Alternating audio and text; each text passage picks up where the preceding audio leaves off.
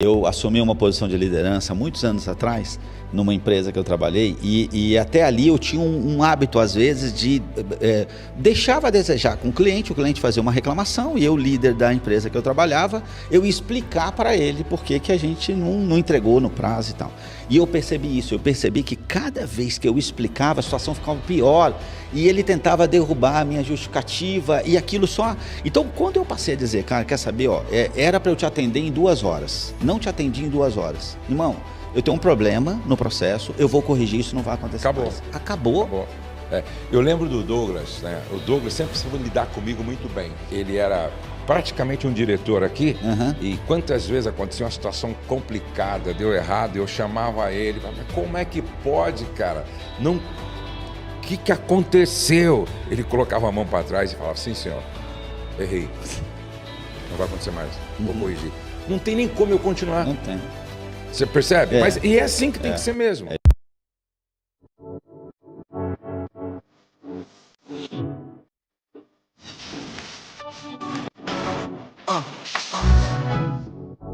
Que bom ter você aqui mais uma vez. E olha, compartilhe com o máximo de pessoas que você puder o link desse vídeo, porque vai abençoar muita gente. Já dá o seu like aqui. Se você não se inscreveu ainda no meu canal, já se inscreva. Ativa o sininho para receber sempre a notificação, a informação de que tem mais um vídeo novo aqui no nosso canal. Bom, hoje eu quero que você fique até o final, porque nós vamos responder algumas perguntas que não é comum, certo, serem respondidas no dia a dia. Eu vou falar sobre finanças hoje, tá? Quem é que não precisa de educação financeira? Quem é que não precisa de instrução financeira? E você não pode perder por nada. Vamos, então, para o nosso bate-papo de hoje.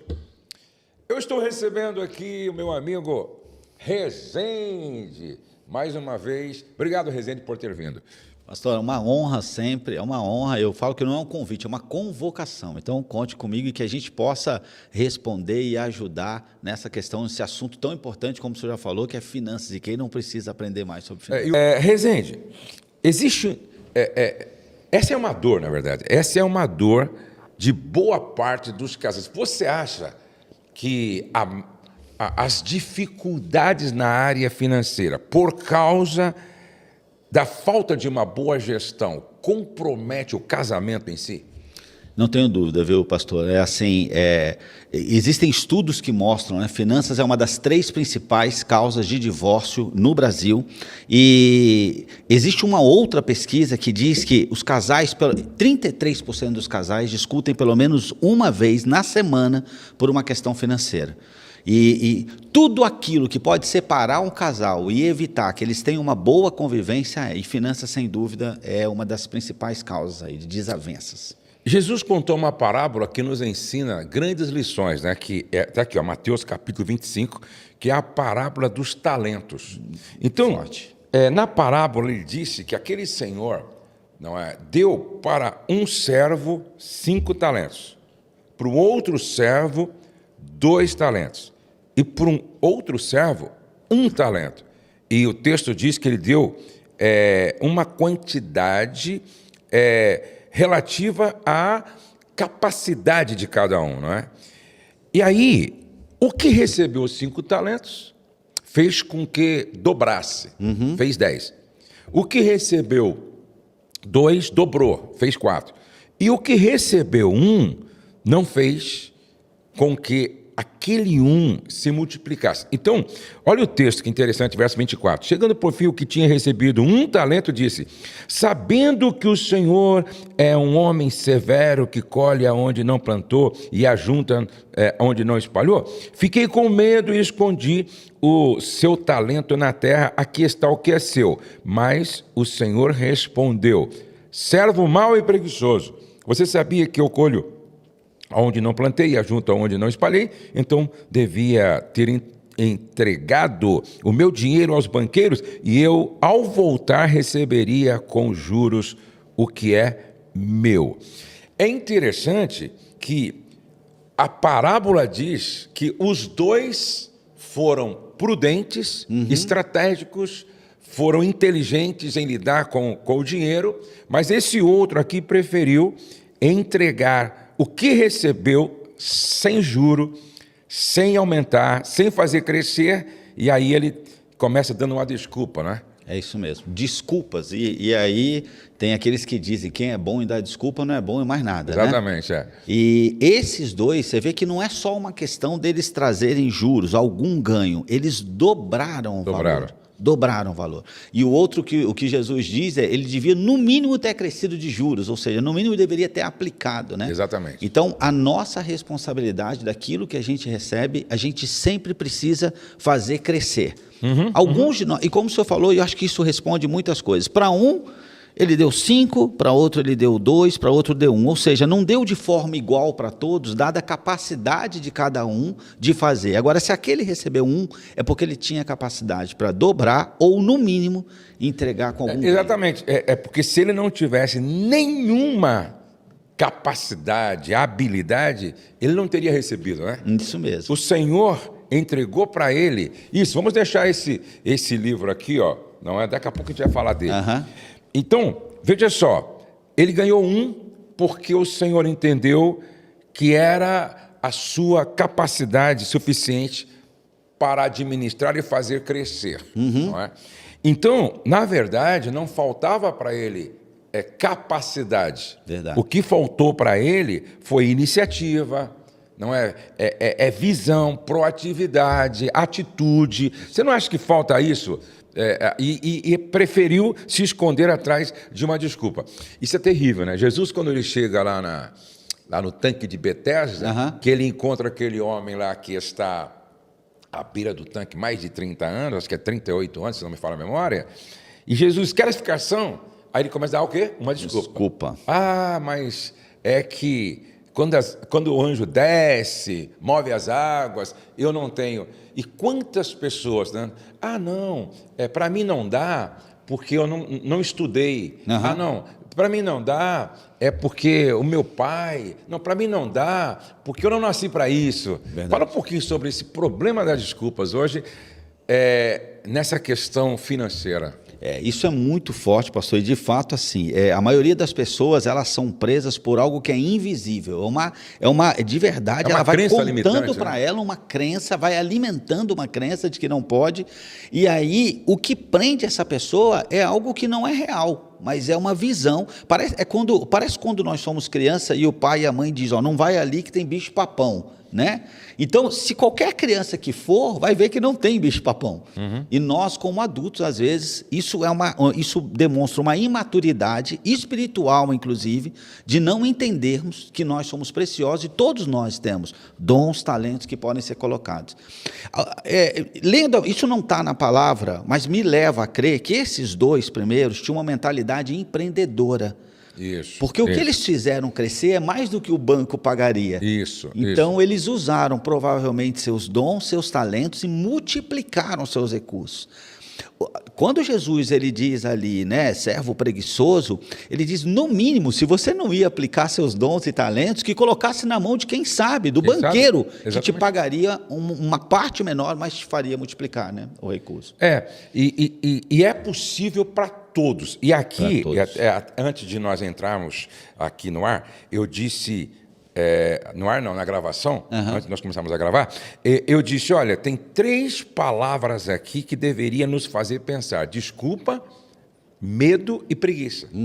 O medo, sempre que eu autografo um livro e eu tenho tempo, eu coloco uma frase: sucesso é para quem não tem medo de assumir o risco do fracasso. Meu Deus. Entendeu? Olha só, quando Abrão saiu de Ur dos Caldeus, certo? Para obedecer uma palavra de Deus, ele correu risco. Com certeza. Por quê? Primeiro, Deus não falou para ele para onde ele ia. Disse, vai para uma terra que eu te mostrarei.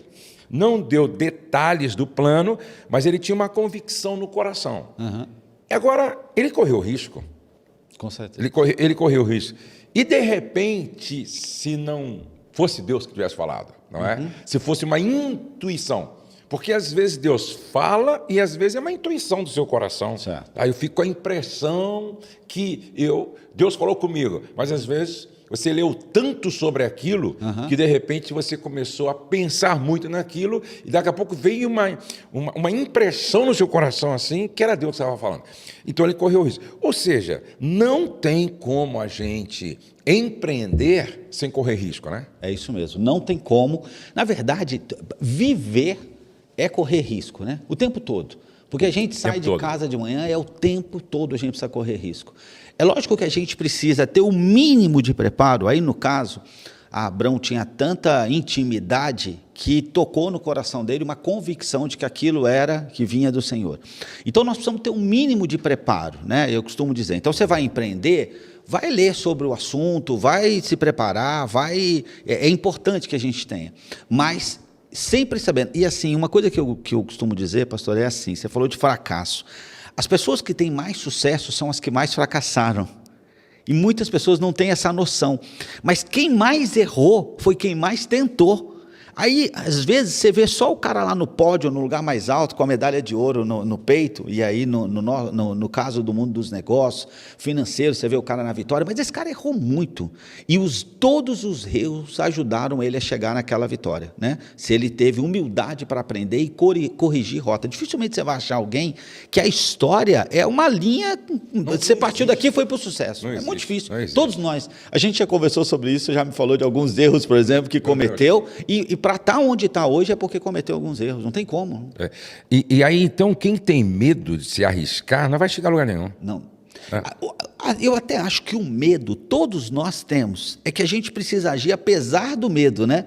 Isso me lembra a vida como um parque de diversões, que você fala, eu tenho medo daquele brinquedo, mas vou com medo mesmo, né?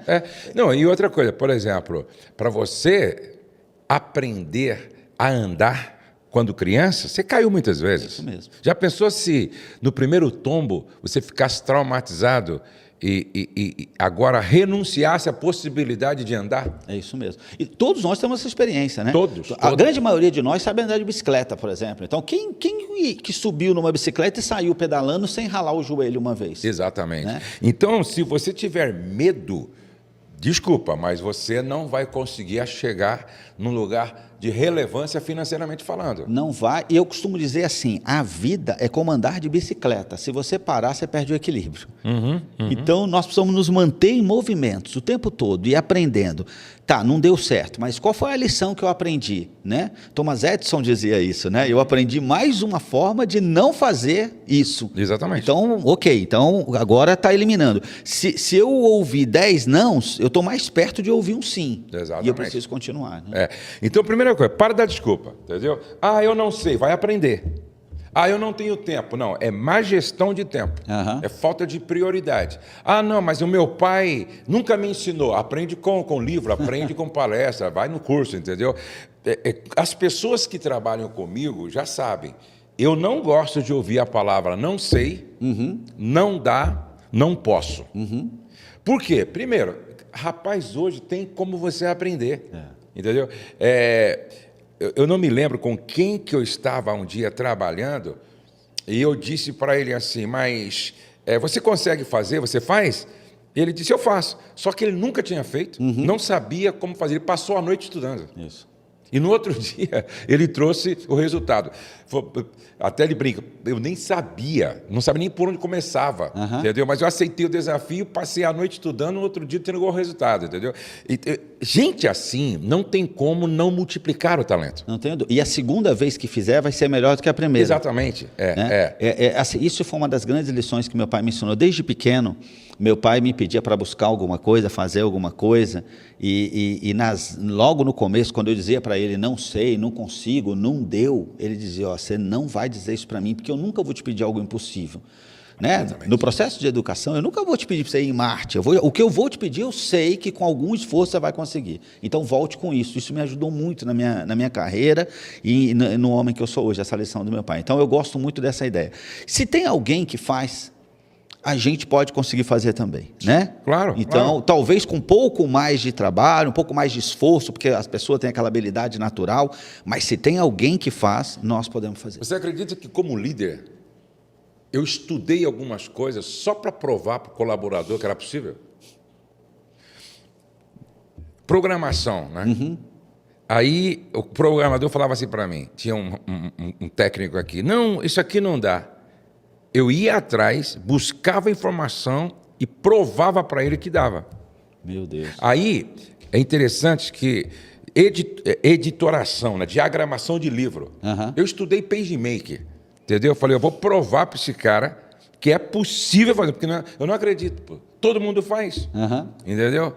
E por causa disso, eu aprendi muita coisa.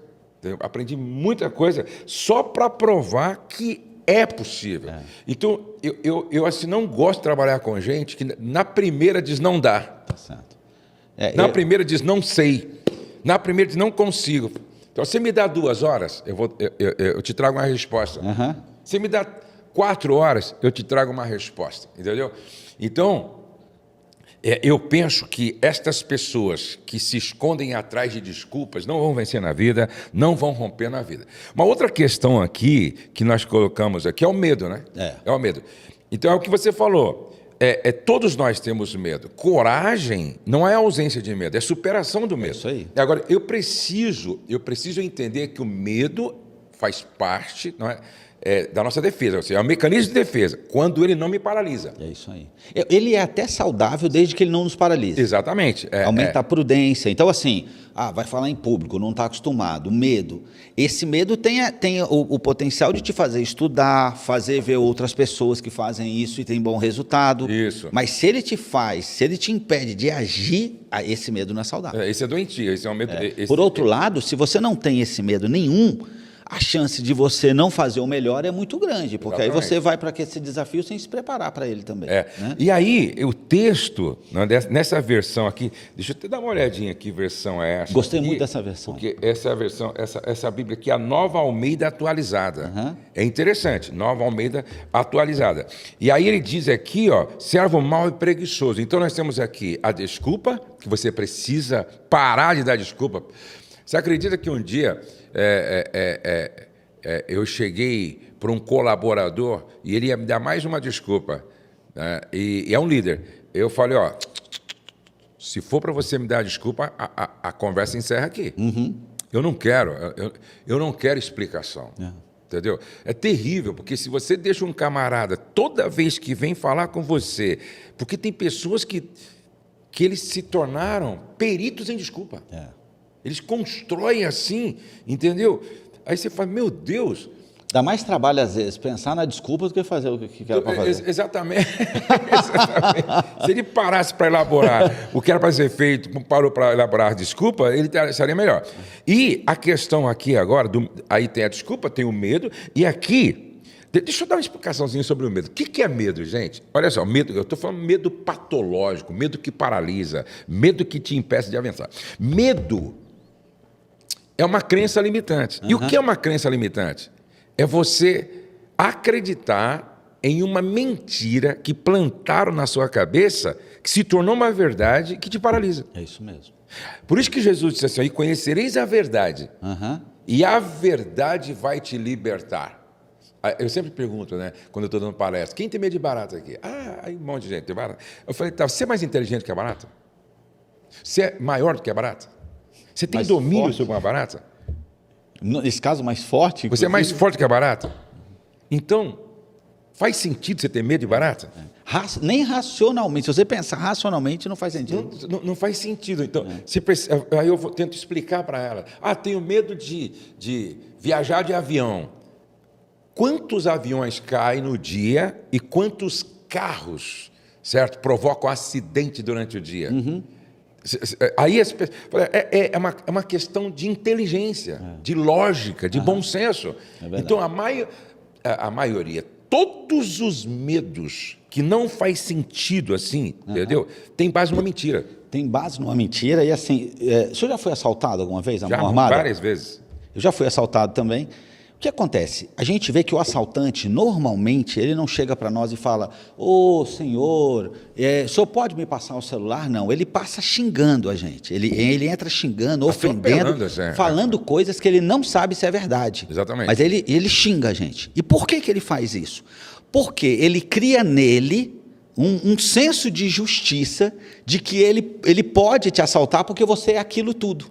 Então o problema da desculpa é esse. Quando eu dou desculpas, eu tranquilizo a minha consciência. Eu não entreguei por esse motivo. É uma mentira para ele mesmo. Ensinaram. Então é para ele mesmo. E quanto mais ele acredita nisso, menos ele age, menos ele se coloca em movimento. Então o problema da justificativa é que na maioria das vezes ela não é para a pessoa, ela é para o próprio que está dando a justificativa. Né? Por isso eu acho saudável, e eu gosto disso também, de dizer, olha, irmão, eu entendo que você tem uma explicação para isso, mas, sinceramente, para mim, não vai mudar, porque eu precisava disso feito. Exatamente. Não interessa qual é o motivo pelo qual você está dizendo que não vai fazer. Eu preciso disso, e se tem alguém que faça, eu vou encontrar essa pessoa e vou fazer. Então, essa explicação, guarda para você, porque o que eu preciso é da solução. Né? É isso que eu preciso. Não, é mais fácil assumir o erro. Muito mais fácil. Do que falar assim, não, mas sabe por que eu não fiz? É porque fulano não trouxe, é porque Beltrano não entregou, mas é porque... Não, irmão, não. Fala assim, eu errei, me desculpe, não vai acontecer mais, vamos trabalhar. É mais fácil, entendeu? Senão você não avança. Sabe que eu assumi uma posição de liderança muitos anos atrás, numa empresa que eu trabalhei, e até ali eu tinha um hábito, às vezes, de deixava a desejar com o cliente fazia uma reclamação, e eu, líder da empresa que eu trabalhava, eu ia explicar para ele por que a gente não entregou no prazo e tal. E eu percebi isso, eu percebi que cada vez que eu explicava, a situação ficava pior, e ele tentava derrubar a minha justificativa, e aquilo só... Então, quando eu passei a dizer, cara, quer saber, era para eu te atender em 2 horas, não te atendi em 2 horas. Irmão, eu tenho um problema no processo, eu vou corrigir, isso não vai acontecer mais. Acabou.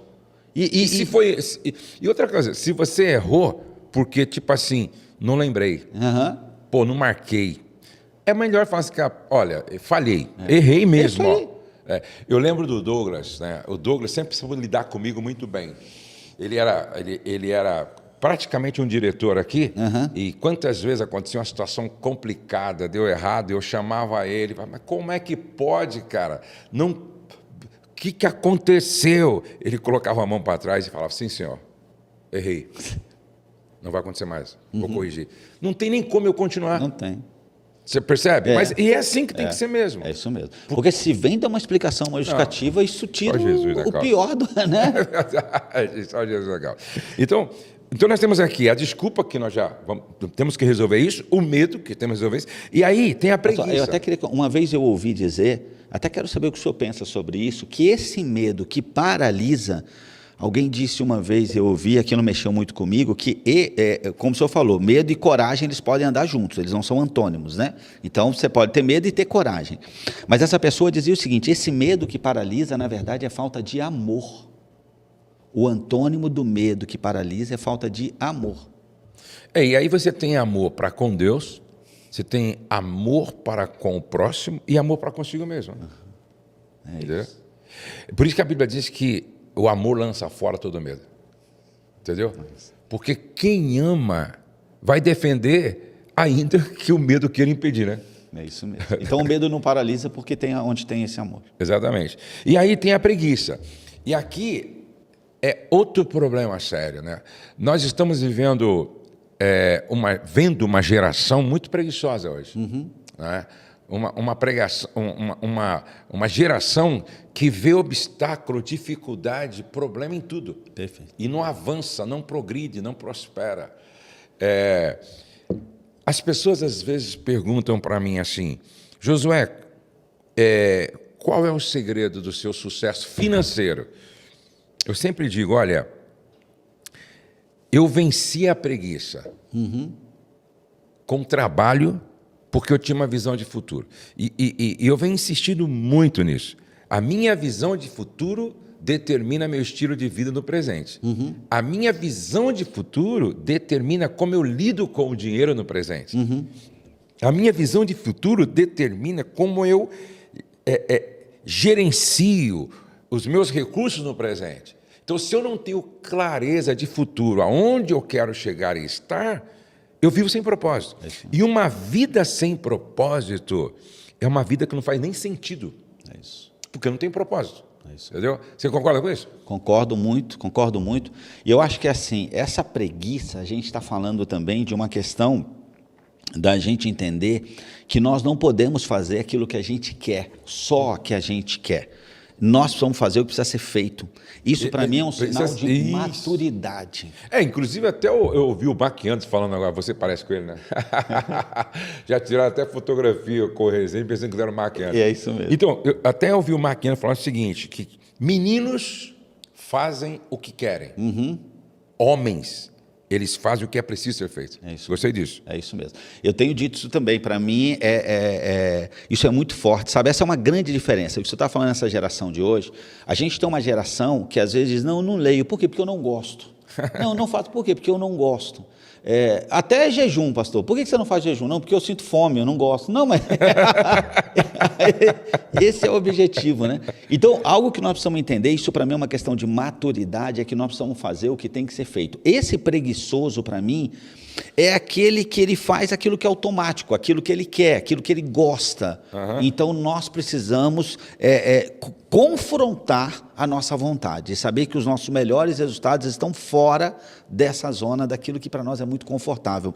Agora, a preguiça impede, muitas vezes, a gente de dar espaço. Por isso que a gente precisa entender essa preguiça que diz aí, né? E aí, nós lembramos da zona de conforto. Isso. Né? Por exemplo, vamos voltar para Abrão. Deus disse assim, Abrão, sai da tua terra, da casa dos seus pais, do meio da sua parentela, e vai para uma terra que eu te mostrarei. Deus estava chamando Abrão para deixar a zona de conforto. Por quê? Sua terra, a casa dos seus pais, do meio da sua parentela.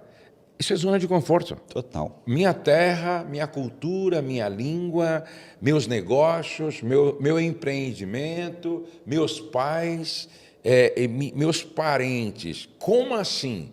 É que nem o cara que é convidado para trabalhar numa multinacional e vai morar em Nova York, certo? Vai gerenciar um projeto, vai ter probabilidades de crescer ele, a família toda.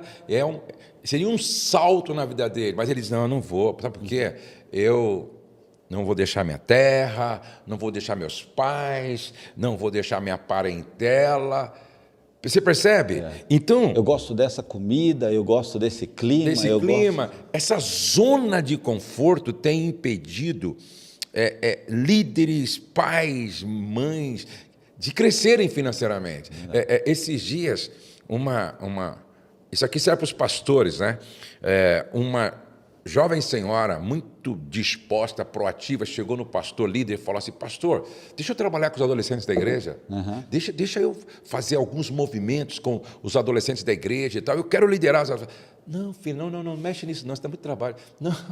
Não mexe nisso não, isso dá um trabalho. Gente, isso é diabólico, pô. Preguiça é coisa do diabo, rapaz. Não é possível. É verdade. Não é? E a gente vê isso a gente vê no mundo dos negócios, por exemplo, né? Empresas que tinham praticamente 100% do mercado e desapareceram, por quê? Porque estão numa zona de conforto, né? Tem uma inovação aqui, agora tem câmera digital, agora, não mexe com isso, nós já temos 98% do mercado, não vamos mexer com isso não. E aí a inovação veio e atropelou esses caras. Tem uma plataforma para você assistir vídeo, agora, não, nós somos a maior locadora do mundo, não precisa, não mexe com isso, como é que nós vamos... E aí, assim, foram atropelados. Grandes empresas mundiais, com 98% do mercado, te passaram por isso. Imagina uma pessoa, né? O Mário Sérgio Cortella, um grande filósofo, ele diz que um leão satisfeito, ele dorme. E um leão dormindo é perigoso, não é? Ele corre sérios riscos quando um leão satisfeito dorme. Eu sempre digo o seguinte, agradecido sempre, satisfeito nunca. Eu preciso ser agradecido sempre. Agora, satisfeito, acomodado e conformado, nunca. Esse é o grande problema. Não, eu já tenho uma casinha, eu já tenho um carrinho, eu já tenho assim uma aposentadoria para daqui a 3 anos. Não mexe. Gente, isso é uma visão muito pequena. Porque E isso está na palavra também, né? Exatamente. Exatamente. Então, quando a Bíblia diz não vos conformeis, mas transformai-vos pela renovação da vossa mente. Então, não reclame quando você, então, ter que trabalhar para quem pensa de uma forma mais expandida. É isso. Concorda comigo? É isso mesmo, que fica tirando da zona do conforto, vamos acelerando. Há um tempo atrás eu ouvi uma história de um navio que eles pescavam salmão e traziam, mas parte desses peixes, do salmão, chegavam mortos ao cais. E eles colocavam em tanque e o salmão chegava morto, não chegava fresco, não chegava vivo. E aí eles tiveram a ideia de colocar um pequeno cação dentro do tanque, um pequeno cação. Aí alguns acharam que era uma loucura, mas eles passaram a perceber que todos os salmões chegavam vivos no porto, porque o cação botava eles para correr o tempo inteiro, o salmão, e assim, eles tinham que se movimentar, então chegavam no porto vivo, né? Então assim, a história é boa, né? Dessa coisa de não deixar se conformar, né? E um cação não consegue comer mais do que um salmão, na verdade. Ainda que a gente pega um salmão, mas os outros vai ter a correria. A correria. Então, muitas vezes é necessário a gente sair da zona de conforto. Eu me lembro que eu dei uma palestra e eu bati muito forte, né, nesse ponto de deixar a zona de conforto. Muitas vezes é necessário deixar sua terra, muitas vezes é necessário deixar a casa dos pais ou a proximidade dos pais, muitas vezes é preciso deixar os parentes, certo? E ir para uma terra que o Senhor está dando uma direção. Verdade. E eu me lembro que eu bati forte, né? E a gente tem que sair desse estado de segurança que nos impede de avançar, de crescer, de ver outras possibilidades. Aí, um irmão estava me ouvindo e falou: espera aí, isso faz sentido para a minha vida. Eu tenho potencial, eu sou um técnico, conheço demais e eu estou confortável na empresa que não paga o que vale o meu trabalho. Ele falou: eu vou romper com isso. Ele falou: comecei a mandar alguns currículos. E pelo meu nível de conhecimento técnico, de repente, 5 empresas me chamaram. Né? Me chamaram e aí, tipo assim, ele abriu mão de, 5, 10 anos de indenização, pediu a conta e foi para essa empresa. Só que ele já foi para a empresa com todo um planejamento de carreira, de promoção, só que quando ele ficou nessa empresa, acho que 1 ano, 1 ano e meio, uma outra empresa comprou o passe dele. Meu Deus. Contratou ele, pagou para ele o que ele tinha perdido, acho que de indenização lá, pagou para ele e tal, fez um plano também de crescimento dentro daquela empresa, com viagem para o exterior, para passar um tempo só aperfeiçoando inglês e tal. Só sei que hoje esse camarada, quando ele me encontrou, falou: pastor, saí da empresa, já cresci, já comprei o apartamento dos meus sonhos. Ele falou: por causa daquela palavra que o senhor bagunçou com a minha cabeça. Meu Deus. Olha que coisa linda. É lindo. Entendeu? Então, se você, às vezes, não romper com essa forma de pensar, não mexe com isso, não trabalho. Cara, dá trabalho mesmo, entendeu? Essa história, quando o pessoal começou a fazer lançamentos de curso, eles pregavam uma mensagem mentirosa. Né? Tipo, não, agora você lança um curso, olha aqui, estou fazendo aqui 1 milhão em uma semana e você pode ficar tranquilo, trabalhar na praia. Não. Lançamento dá trabalho, muito trabalho. Você trabalha na praia, você trabalha em casa, você trabalha no escritório, você trabalha de madrugada, você trabalha. Não existe como você avançar, crescer, prosperar, conquistar sem muito trabalho. É isso mesmo. Não, e assim, sabe o que você estava falando? E eu estava lembrando de situações. A zona de conforto, ela não necessariamente é um lugar onde a pessoa está relaxado. Eu me lembro de uma época que a gente fazia um trabalho nas ruas e a gente distribuía comida. E eu me lembro uma vez que eu sempre gostei de conversar e encontrava, às vezes, na rua, pessoas capacitadas, que não tinham motivo para estar ali. E eu me lembro uma vez conversando com uma pessoa e eu dizia, o que você está precisando? Por que você está aqui? Porque o cara falava bem e tudo. Ele disse, não, eu estava na época em Santos e esse cara morava no Guarujá, que você vai num ônibus muito fácil para casa. E aí ele dizia, não, a minha família mora no Guarujá. E eu dizia assim, cara, por que você não vai para lá? E ele dizia assim, não, se eu for para lá, as pessoas vão me cobrar. Minha família vai me cobrar, ela vai querer que eu acorde cedo, ela vai querer que eu trabalhe. Então, é muito importante que a gente entenda isso. Às vezes, a zona de conforto não é necessariamente um lugar que você fala, estou bem. Porque às vezes o cara está num trabalho, num emprego, onde não está dando para ele se manter, só que como ele não dá esse passo que o senhor contou a história, de mandar currículo, de ir trabalhar numa outra empresa, às vezes você está numa região do país onde a sua profissão não é muito valorizada, mas tem uma outra região do país que estão precisando da sua formação, da sua especialização. Aí você fala, pô, mas eu vou mudar lá para o norte, eu vou mudar... Então é uma opção sua, que você está ali passando. Então, nem sempre a zona de conforto, porque tem gente que diz, conforto, você não sabe o que eu estou vivendo, eu estou num aperto. Mas pode estar numa zona de conforto. Exatamente. Mesmo passando dificuldade. Mesmo passando dificuldade. Agora, eu quero falar com você aqui, vamos tentar elucidar, esclarecer algumas dúvidas. Josué, como eu economizo hoje para que amanhã eu possa ter liberdade financeira, segurança financeira, ou básico, uma casa para morar. Uma casa para morar.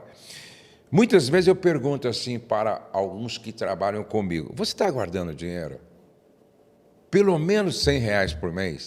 Porque todo projeto grande começa com o primeiro passo. É isso mesmo. Com uma atitude, às vezes, que hoje, aos olhos de muitos, pode parecer pequena, mas é um exercício. É isso mesmo. Né? Disciplina, de economia. Então, eu quero colocar aqui alguns princípios básicos da economia doméstica, e eu sempre digo que quando você for comprar, porque o grande segredo é saber comprar, né? Quando você for comprar, seja para a empresa, seja para a igreja, seja para a sua casa, seja aonde for e para o que for, quando você for comprar, você tem que fazer 5 perguntas. Eu sempre digo, o que comprar, por que comprar, quando comprar, onde comprar, como comprar. Qual a importância dessas perguntas aí? Não, assim, é fantástico porque a maioria das pessoas que a gente vai ajudar, que estão passando uma dificuldade, é porque elas compraram algo, ou que não precisavam, ou que não era o momento, ou não podiam. Então, por falta de perguntas como essa, assim, eu de fato preciso disso? Esse é o melhor lugar para comprar? Né? Eu estou fazendo a melhor negociação? Esse porquê comprar, ele é importante, porque... Rapaz, quantas vezes a gente compra sem precisar, né? Então, compra sem precisar e muitas vezes para alimentar uma questão emocional, né? Exato. Então, eu já tenho 5 pares de tênis, eu estou no momento onde eu não posso ter o sexto, mas para resolver uma questão emocional, e às vezes a gente se engana. Então, eu falei, eu preciso, aí eu respondo, eu preciso. Não precisa. Não precisa. Né? Não aí precisa. Você tem que fazer uma outra pergunta. É necessidade? É isso aí. É desejo ou é um problema emocional, né? É isso mesmo. O desejo, eu preciso entender se eu posso, e se eu não posso, qual é o esforço que eu estou disposto a fazer para poder satisfazer o desejo, né? E eu sempre digo, né, Rezende, olha, por exemplo, eu quero comprar minha casa, minha primeira casa, eu quero comprar, tá? Bom, essa minha visão de futuro vai dizer para mim, em 100%, quantos por cento eu devo comprar por necessidade e quantos por cento por desejo. Eu, por exemplo, quando tinha esse objetivo, era 0 de compra por desejo. A compra é por necessidade. Certo. Entendeu? Às vezes até desejava ir num restaurante, mas a minha visão de futuro dizia, para você chegar lá, você vai ter que abrir mão do restaurante e fazer em casa. É por isso que o sonho e essa visão é tão importante, porque assim, Eu quero comer uma pizza, ou eu quero fazer uma viagem, né, no feriado prolongado. Eu tenho que ter clareza por que eu vou fazer esse sacrifício. Eu não vou comer a pizza, eu vou deixar de fazer a viagem, eu vou arrumar outra coisa para fazer. Porque a minha visão de futuro, a minha casa, que eu já posso ter ela desenhada, foto da casa que eu quero construir, o projeto, eu olho para aquilo e falo, cara, vale a pena deixar de comer essa pizza hoje. Vale a pena deixar. Por quê? Porque o que eu vou construir é muito maior. Porque se eu não tenho essa visão que o senhor falou, fica deixar de comer a pizza, por quê? Por isso que muita gente come, mesmo sem poder. Exatamente. É falta de visão de futuro, falta de clareza de propósito, certo? Gente, é sempre uma pergunta. Como você quer que amanhã seja? Então você tem que começar a trabalhar no hoje. É isso. Essa visão de futuro que eu falo, por exemplo, se você fizesse um planejamento para daqui a 45 dias passar 30 dias na Europa, o que você começaria a fazer a partir de hoje? Entendeu? É isso. Você começaria a fazer muitas coisas hoje que quem definiu e determinou foi o que vai acontecer daqui a 45 dias. Então, por isso que eu falo, quem vive sem propósito, quem vive sem intencionalidade, é porque não tem visão de futuro. É isso mesmo. Qualquer lugar que chegar tá bom, se der Deus e tal, você não vai chegar a lugar nenhum. Você vai ser sempre um médio, um medíocre, sempre vivendo à margem daquilo que você poderia estar vivendo. Por isso aqui é muito importante. Então, por exemplo, por que comprar? Eu me lembro, eu conto sempre essa experiência. Eu estava construindo a minha casa e nem sei se era a casa, eu estava comprando uma casa. Só sei que eu fui aos Estados Unidos trabalhar, e aí eu fui lá na Macy's, que é uma loja que tem roupas muito boas, e em relação ao Brasil, um preço excelente. Aí eu encontrei um blazer, e aquele blazer, cara, assim, caiu bem para mim. Eu não sei se era Laurie Half, eu não sei se era Hugo Boss, o que era. Só sei que caiu muito bem para mim, e custava tipo assim, $140. Aqui no Brasil eram uns 3, 4 mil reais. Mas lá, $140. Não chegava a R$800, de repente. Aí eu coloquei aquele blazer, olhei no espelho, aí eu me lembro que eu perguntei para mim mesmo, é necessidade? Aí eu lembrei quantos eu tinha em casa. Em casa eu tinha uns 5 blazers. Aí, é necessidade ou é um desejo? E uma outra pergunta, você está comprando a casa? Você está construindo a casa? Faz sentido agora? Não, deixei, coloquei lá, tirei uma foto assim, para arroz e tal, coloquei lá e venci a tentação desse desejo. E era uma boa opção, né? Não, era uma boa opção. Era uma boa opção. Não é que você estava desperdiçando algo ruim, não, era uma boa oportunidade. Exatamente. Só que era $140 a menos no meu sonho futuro. E empurrar o sonho para frente. Exatamente. E aí é uma escolha, não vou empurrar. Então essa pergunta assim, por que comprar é fundamental, né? É fundamental e assim, nós sempre temos ou um prazer primeiro, e depois nós teremos uma dor, e o que vem depois normalmente é muito maior, ou nós faremos um sacrifício primeiro para ter depois um prazer, e esse prazer vai ser muito maior, né? Exatamente. Então, nós precisamos escolher a ordem. A maioria das pessoas com problema financeiro é porque elas estão escolhendo quase sempre o prazer primeiro. Então, é a pizza primeiro, é o comprar primeiro, é aquela questão que dá aquela de dopamina, você comprei o blazer. Aí depois você fala, cara, agora eu vou atrasar meu projeto, sei lá, uma semana, um mês, um ano, não sei, mas eu vou atrasar por causa disso. Algumas pessoas vão atrasando tanto essa visão, quando tem, que chega uma hora que desiste da visão. Exatamente. Né? Por falta de prioridade nas opções, nas escolhas. Eu lembro de pessoas que foram aos Estados Unidos e elas foram com um objetivo. Eu não estou vindo passear, eu estou vindo trabalhar e estou vindo para ganhar dinheiro e não para gastar o dinheiro. Então, essas pessoas se privaram de várias coisas, né? Entendeu? O pessoal vivia saindo e tal, ela ia para casa, comia lá o seu lanche e pegava todo o dinheiro que ganhou na semana e guardava. De novo, aí passou um ano. Só que essas pessoas disseram, olha, 3 anos... É 3 anos de sacrifício. Para atingir esse objetivo aqui. O que acontece? Depois de 3 anos, naquela época, isso falando assim, tinha uns 20 anos atrás, naquela época, 3 anos trabalhando como essas pessoas trabalham, tal, tinha, vamos supor lá, $30 mil, que aqui no Brasil dava para comprar a casinha dele, de repente, ou começar um negócio. Eles pegavam o avião, voltava já com um plano já tinha estabelecido. Hoje, no Brasil, tem caras como esse que são dono de rede de padaria, outro é dono de rede de supermercado, o outro é dono de rede de sei do quê. Por quê? Pô, eles tinham uma visão de futuro, sabiam por que estavam lá e sofreram aquela dor do presente. Fizeram aquele sacrifício que gera dor. Porque não tem como. Eu sempre digo assim... Nós não temos uma opção. Ou a dor vem antes ou ela vai vir depois. Exatamente. Eles escolheram vir antes. O prazer é muito maior depois. Agora, quando você se submete a essa dor da disciplina, amanhã você vai ter o que muitos não têm. Agora, isso não serve para todo mundo, pastor, mas eu já conheci pessoas também que pensaram o seguinte, fazia sentido para eles, na história deles, Sim. tá? Na sua não fazia, mas para eles, por exemplo. Ele vai lá, ele acha esse blazer por 700. A primeira coisa que ele pensa é o seguinte, cara, vou comprar o blazer, no Brasil é R$3.000, aqui eu vou gastar R$800 na conversão, vou comprar.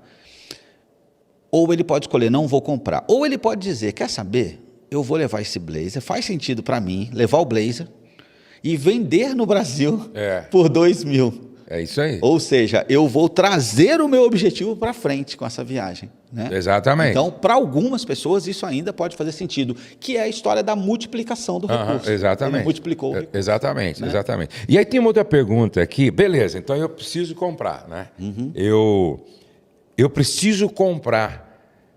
Por quê? Porque janeiro, vamos supor, você trabalha com finanças, mas você tem prioridades, você está fazendo um investimento, de repente, na reforma de uma casa que precisa de um certo cuidado nos gastos, mas em janeiro você vai fazer uma série de palestras que tem tudo a ver com a sua aparência também, com a sua comunicação estética, e você precisa comprar, então, pelo menos uns 2, 3 blazers. Né? Aí vem aqui, quando comprar? Certo? Eu preciso comprar. E aí eu sempre gosto de dizer o seguinte, você nunca compra presentes de Natal com um bom preço em dezembro. É verdade. Você está entendendo? Você vai comprar bem em outubro. Então, sempre que você compra fora de época, você paga mais barato. É como a história, por exemplo, as pessoas querem trocar a TV na véspera da Copa do Mundo. Não vai. Né? Até vai virar um absurdo. Então, não é o melhor momento. Por isso que a questão do planejamento. Porque se você sabe que precisa trocar a sua TV, trocar antes da Copa, trocar no mês de Natal, você vai perder dinheiro. Então, já que precisa trocar, encontre o melhor momento, aproveita, pois sempre que a gente pode comprar alguma coisa com tempo, a gente tem a tendência de fazer um processo melhor. Quando eu compro na urgência, aí não. Então, daí a importância da gente fazer a melhor compra, né? Analisar, e essa questão de época é importantíssima. Porque eu vejo assim, é a mesma coisa. É Páscoa, tenta comprar isso bem antes, não é verdade? Dia das Mães, tenta comprar isso bem antes, certo? Preciso de roupa para o verão, entendeu? Se comprar no inverno. Se comprar no inverno, aí o pessoal vende barato. Ou roupa de inverno, tenta comprar quando estiver acabando o inverno, o pessoal fala, não, tem que vender, tenho que vender, porque como é que eu vou ficar com essas blusas todas aqui? Aí o preço vai lá embaixo. Então, o bom administrador, ele é um observador do momento. É isso mesmo. Do tempo certo, né? E aí tem uma outra pergunta que eu acho que é bem interessante. Onde comprar, né? Você sempre vai pagar um melhor preço quando a oferta é maior do que a procura, né? É isso mesmo, sempre. Então, essa questão da lei da oferta e da procura, isso é muito forte, né? Por isso que nessas épocas de Natal, Dia das Mães, antes da Copa, está todo mundo correndo para comprar. Exatamente. Então, as grandes fortunas, elas andam tem uma onda, elas estão sempre do lado contrário. Isso, por exemplo, no mercado de ações. Quando está todo mundo comprando, eles estão vendendo. Quando está todo mundo vendendo, eles estão comprando. E eles ditam a regra do mercado. E isso funciona. Então, assim, você jamais vai achar... E a gente também está falando da questão de momentos e estações, momentos da vida, né, pastor? Então, tem momentos da vida onde isso tem que estar muito claro. Eu não estou podendo gastar mais, a gente nunca pode... Mas tem momentos que você pode se dar ali, às vezes, um presente, um luxo, falar, cara, vou comprar, gostei. Mas tem momentos onde isso aí tem que estar ali, ó, não vou comprar nessa época. Eu falo de estações, alternativa, né? Estações. Por exemplo, dependendo quando eu vejo, por exemplo, alguém que não tem nada na vida ainda, aí sobra o dinheirinho, ele quer trocar o relógio, sobra o dinheiro, ele quer trocar um celular, sobra o dinheirinho, ele quer ir lá, de repente, ir em alguns restaurantes daquela semana, e aí ele... Espera aí, são estações da vida. É isso aí, é falta de sabedoria. Exatamente. Essa minha estação diz que o meu relógio é suficiente, eu posso guardar isso, porque eu preciso de comprar pelo menos meu terreninho. Ou então, se eu trabalho com o carro e meu carrinho está bem precário, eu preciso trocar essa ferramenta de trabalho. Ferramenta de trabalho. Agora, tem essa outra estação aqui que já dá para eu, pelo menos uma vez, falar, não, vou lá no Coco Bambu. É isso aí. Entendeu? Já dá. Agora, tem essa... Até que você chega numa estação, você já não olha mais o preço do cardápio. Você fala, não, isso aqui já não é um problema mais para mim. Eu posso escolher a comida que eu quero, porque eu estou nessa estação. Eu acho que a gente tem que discernir essa estação que a gente está. Não ser nem para mais, nem para menos. Ser, assim, equilibrado. Ser equilibrado. Então, eu acho que isso é importante. E sempre, se puder... um degrauzinho abaixo do que você pode. Exatamente. Nunca no limite. E o grande problema é que muitas pessoas passam o limite. Então, não podia trocar de celular e troca. Não podia trocar de carro e troca. Não podia fazer e faz. Né? Alguns amigos diziam assim para mim, né, há um tempo atrás, Josué, você tem que andar com áudio, pô. Poxa, o seu nível, você tem que andar com áudio, você tem que andar aí, sabe, com a Range Rover 2025, há um tempo atrás, dizia isso. Falei, cara, eu sou muito coerente. Eu acho que o meu carro, ele tem que estar alinhado com o meu patrimônio. Será que eu tenho um patrimônio, certo, que proporcionalmente falando, me permite andar com um carro de 500 mil? Não. Então, não é a hora ainda. Será que eu tenho um patrimônio que me permite andar com um carro de R$1 milhão? Não. E eu vou dizer isso por isso que para mim finança é algo tão profundo. Isso para mim que o senhor acabou de dizer é uma questão de integridade, sabe? Porque assim, ó, existem algumas pessoas que estão preocupadas mais em mostrar do que de fato em construir o que nós precisamos construir. Exatamente. Então, é claro que, como o senhor falou, eu vou fazer uma determinada palestra sobre determinado assunto para determinado público, é coerente que eu esteja alinhado com a mensagem que eu vou colocar. Né? Porque senão, é claro, você vai falar de sucesso, mas você comunica insucesso... Isso mesmo. Não é coerente. Não é coerente. E é falta de integridade. Claro. Né? Como é que eu vou falar disso? Então, é preciso. Então, isso que o senhor falou para mim é muito importante. Nós vivemos uma época onde tem muitas pessoas com problemas porque elas estão mais preocupadas em mostrar do que de ser. Exatamente. Fato. Né? E, às vezes, elas comunicam algo que, de fato, não são.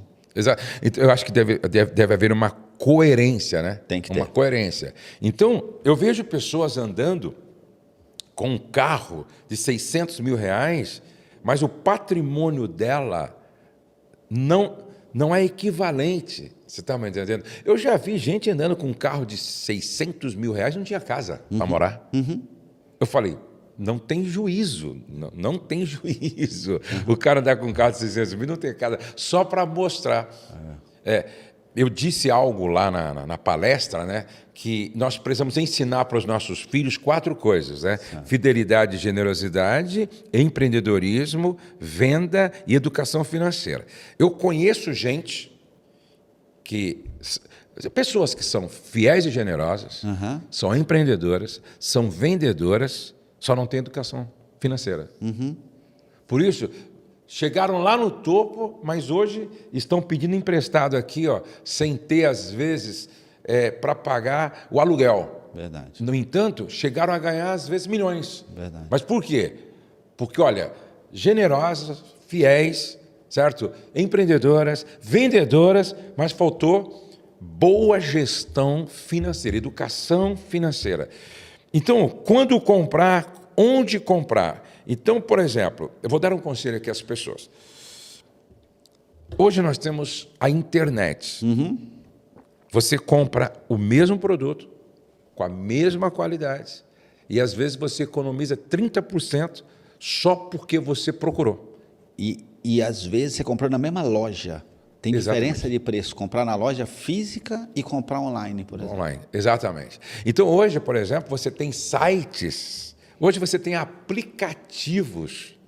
É interessante que passagem aérea tem hoje aplicativo que você paga lá 30, 40 reais por mês, e essa empresa do aplicativo vai mandando para você as passagens no melhor preço que você precisa. Precisa ir para o Rio. Você coloca lá, ela vai te mostrando o horário, o melhor preço, o melhor preço. Aí você fala, mas 40... mas às vezes o que você economizou, você paga um ano a empresa. Com certeza. Você paga um ano. Então hoje, e outra coisa, tem sites hoje que você coloca assim, preciso de um aparelho de ar-condicionado, 12.000 BTUs, e coloca a marca lá, inverte. A própria internet te dá, às vezes, as 10 empresas que vende e qual é o valor que cada uma está oferecendo. É isso aí.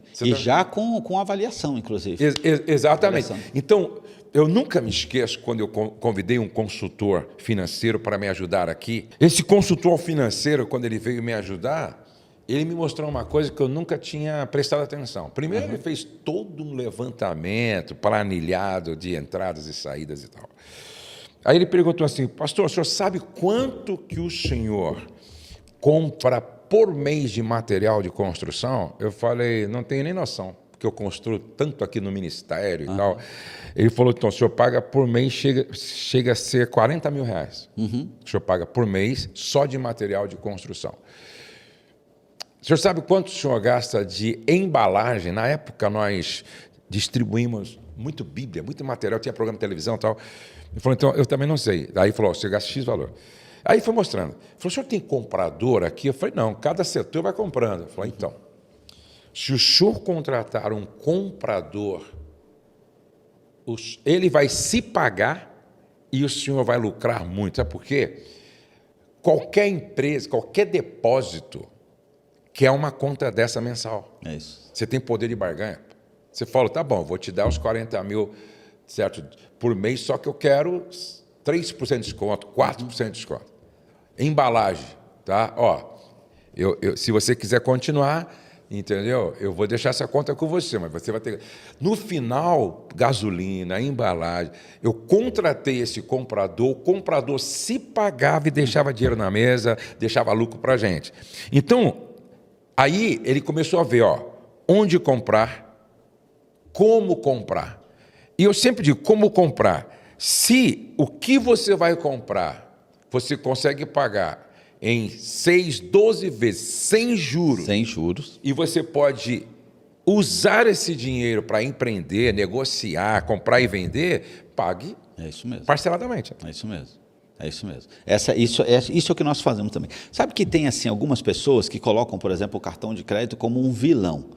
Mas, de novo, assim como a gente diz, faça as pazes do seu dinheiro, o problema não está no dinheiro, o problema não está no cartão, o problema está em você saber usar, porque é ótimo você comprar algo hoje para pagar daqui 30 dias pelo mesmo valor, ou parcelar em 10 vezes sem juros, isso é maravilhoso. Sim. A questão é você saber dominar esse recurso que você tem à sua disposição. Porque se você tem uma prestação, sei lá, de R$1.000 para pagar daqui 10 meses, e você consegue trabalhar esses R$1.000 para fazer eles virar 1.200, 1.300, você só vai pagar 1.000, você vai ficar com a diferença. É isso que nós precisamos aprender, usar os recursos que nós temos. Eu já falei aqui mais de uma vez, mas fica aqui de exemplo para os pastores e para os pais. Eu chamei 10 adolescentes na igreja uma vez, dei R$100 para cada um, e eles tinham, por exemplo, não sei se era 2 ou 3 meses, ou um mês, para multiplicar isso. Né? E pode contar com a ajuda dos pais, só não pode colocar mais dinheiro. Os pais não podem colocar mais do que 100. É R$100. E eles têm que trabalhar E quem ganhasse no final, multiplicando mais, teria um prêmio. Os 3 teriam um prêmio. Eram 10, né? Aí, 10 ou 20. Aí eu dei R$100 para cada um, eu dei para eles, falei, vamos trabalhar. E toda semana eu dava uma aula de empreendedorismo. Contando experiências, sugerindo e tal, e ouvia os adolescentes. Teve uma adolescente que de 100, ela fez R$1.300. O outro de 100 fez R$1.000, outro de 100 fez R$800. Comprando doce vendendo, comprando chocolate vendendo, comprando sorvete vendendo. Só sei que e os pais, tinha alguns pais que já eram empreendedores, ajudava também os filhos a vender, a montar, a fazer o doce e tal. Isso é que eu acho que os pais precisam ensinar os filhos. É verdade. Entendeu? Pegar esse talento e multiplicar, entendeu? Pegar esse talento e multiplicar. Agora, infelizmente, alguns pais, como eles não têm visão, eles acabam também desmotivando os filhos. Não, isso é difícil, isso é complicado, né? Não. Na verdade, eles, já tentei. Na maioria das vezes, reforça ou passa para frente uma maldição, uma mensagem que recebeu. E aí, porque 75% das pessoas ricas no mundo são empreendedoras. Empreender, às vezes a pessoa fala, não é para você abrir uma Apple, não. Empreender é isso, né? Eu estava vendo, como a gente ajuda algumas pessoas, eu estava vendo um rapaz que começou a vender frango assado com arroz e batata no domingo, assim. Então, assim, ele criou algo, isso é uma inovação. Para as pessoas, a inovação é um aplicativo. Não, ele ali, muitas pessoas vendem frango assado, outros, ele já vendeu, ele criou um kit de uma refeição pronta, onde as pessoas saíam, por exemplo, da igreja, do culto de domingo, saíam de algum lugar e já levavam a refeição para casa pronta e ninguém precisava fazer. Então, é algo que tem uma margem muito, muito legal, muito positiva e que ele conseguia fazer. Então, essa visão empreendedora, eu também vejo dessa forma e acredito também, pastor, que as igrejas podem assumir essa responsabilidade. Porque, como o senhor falou, os pais têm essa responsabilidade, mas muitos deles não receberam. Então, eles não têm para dar o que não receberam. É importante que as igrejas, porque a gente não vai aprender a empreender com princípios se não for, por exemplo, numa igreja ou em casa. Se em casa não tem essa possibilidade, nas igrejas a gente poderia ter. Eu tenho visto várias igrejas, vários ministérios, levantando o ministério de empreendedores e fazendo isso. Essa dinâmica de R$100 para os jovens, isso é precioso demais. Meu Deus. E adolescentes, jovenzinhos, adolescente, crianças, isso. É naquela idade de começar, porque isso é a parábola dos talentos na prática, né? Na prática. É verdade. Bom, vamos responder aqui pelo menos uma ou duas perguntas que chegam no Instagram. Ô, João, pode fazer a pergunta aí. Faz alto aí para passar no microfone aqui, vamos lá. Quais são os 4 princípios para os filhos de pastores empreender? A Márcia perguntou. Então, se ela está perguntando com base no que eu fiz aqui na igreja, eu peguei, se não me falha a memória, foi R$2.000 e dei R$100 para cada pré-adolescente. Na verdade, ela tinha 10 anos, 11 anos, no máximo, acho que era 12 anos. Eu dei para cada um R$100. E eles tinham que pegar os R$100 e daí acho que era 30 dias, se não me falha a memória, trazer o resultado. Então eles podiam vender, por exemplo, teve jovem que comprou sorvete e saiu vendendo. Então ele vendia e comprava depois mais, vendia e comprava mais, vendia e comprava mais. Teve uma outra que acho que fez bombom, com a ajuda lá da mãe e tal, fizeram bombom. Teve outros que, eu não sei se foi bala, se foi amendoim, só sei que eles saíram... É algo extraordinário e ao alcance, pipoca, por exemplo. Pipoca. Tem uma margem maravilhosa. E assim, se eu entendi bem a pergunta dela, é Márcia, é isso? A Márcia, né? Assim, eu acho muito importante essa questão deles analisarem as possibilidades deles, se conhecerem, isso ajuda no autoconhecimento, o que cada um de nós sabe fazer, ou o nosso pai, nossa mãe sabe fazer. Então, nesse caso, por exemplo, sabia fazer bombom, por exemplo. Eu sei aonde vende picolé. Então, a gente usa um recurso que tem. A gente também precisa entender a nossa comunidade. Então, assim, vamos vender pipoca na porta da igreja quando acabar o culto. Isso ajuda, né, muito. Então, assim, precisa saber das possibilidades que tem. Isso é uma questão de empreendedorismo, que eu sei, que competência eu tenho. e conhecer também o ambiente e colocar em prática, né, pastor? E assim, pode dar certo, pode dar errado, Exatamente. mas precisa fazer. Tem que fazer, tem que fazer. E outra coisa, um vai conseguir 1.300, mas o outro vai conseguir R$200. O outro 150. Está valendo, gente. Tá valendo. Por quê? É a experiência, é a primeira tentativa. E de repente você fala, peraí, se eu fiz 150, já ganhei 50. Isso aqui já é um resultado maravilhoso. Não, eu consegui fazer 110, pô, já é 10, é melhor do que nada. É melhor do que o 100 que tinha antes. É melhor do que o 100 que tinha antes. Sabe, tem algumas E histórias... teve pessoas que entregaram 100 também. Tem algumas histórias, a gente conhece, essas histórias estão aí na internet.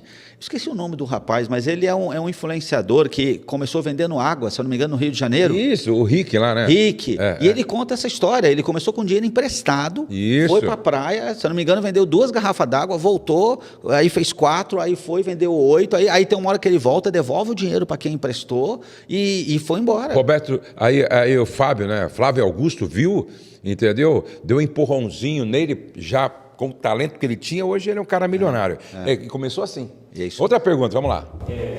Meu esposo faz planos, tem sonhos, mas nunca realiza. O dinheiro dele some e nunca realizamos os nossos projetos. Meu dinheiro não rende e estamos pela graça. O que fazer? Então, o grande problema, né, o Rezende, você pode falar até melhor do que eu, existe o cara que planeja, mas não executa. Isso. E alguns tentam executar sem planejar. Isso. Então, eu acho que não adianta só planejar. Você tem que executar. Agora, não adianta só você planejar e executar. Você precisa ter autodisciplina. Porque algumas pessoas também não têm autodisciplina e não têm constância. Verdade. Entendeu? Não são persistentes, né? Isso mesmo. É assim, algo que a gente costuma dizer, Márcia, não é isso? Para Márcia?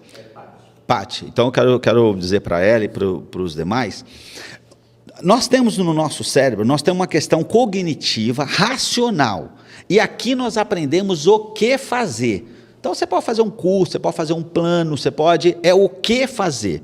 Agora, o que faz de fato nós agirmos não é a cognição, não é o cérebro racional, é o emocional. Então, pessoas que normalmente planejam e não agem, ou agem, mas param na primeira vez que tem um desafio, na segunda, na terceira, em algum momento eles param e desistem, a questão aqui é emocional, e é onde nós encontramos a maioria dos problemas. Por isso, até no livro a gente fala disso, finanças tem 3 dimensões. Tem uma dimensão natural, que é essa de planejar, de ir, de correr atrás, de aprender, de quanto você ganha. Tem uma dimensão natural e ela precisa ser considerada. Só que tem uma dimensão emocional, que fala sobre isso, de você colocar em prática, fala sobre você não parar no primeiro fracasso, de você, né, ter casca grossa ali para continuar, porque você tem uma visão, você sabe onde vai chegar e você sabe que são degraus, você tem desafios que são degraus. E aí a gente vai para uma outra dimensão que a gente fala da questão espiritual, que é a questão de princípios.